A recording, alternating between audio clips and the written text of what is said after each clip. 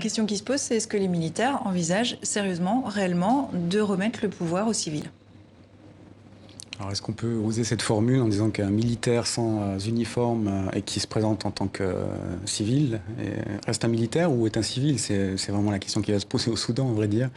Je vois pas l'armée lâcher le pouvoir, en tout cas pas de cette manière-là, et pas avec la pression internationale, une pression aussi faible qu'aujourd'hui. D'accord avec ça, Louis? Oui, je pense qu'il ne faut pas se faire d'illusions.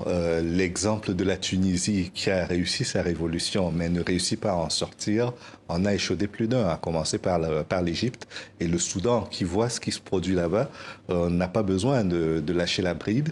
Et puis, il ne faut pas oublier, le Soudan a été quand même longtemps administré à la fois par l'Angleterre, mais surtout par l'Égypte.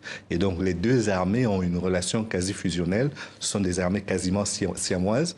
Et donc, dans leur ADN, il y a beaucoup d'atomes crochus qui permettent qu'ils s'échangent des expériences et qu'ils se fassent la courte échelle. N'oublions quand même pas que le président exécutif de l'Union africaine aujourd'hui, c'est le président égyptien. Et qu'à ce titre-là, même si les relations ne sont pas conflictuelles avec le président de la Commission de l'Union africaine, il a quand même son mot à dire. Et les ultimatums de l'Union africaine, on en a entendu quelques-uns ces derniers temps. C'était d'abord par rapport à la condamnation du coup d'État en Égypte. On a vu ce que ça a donné.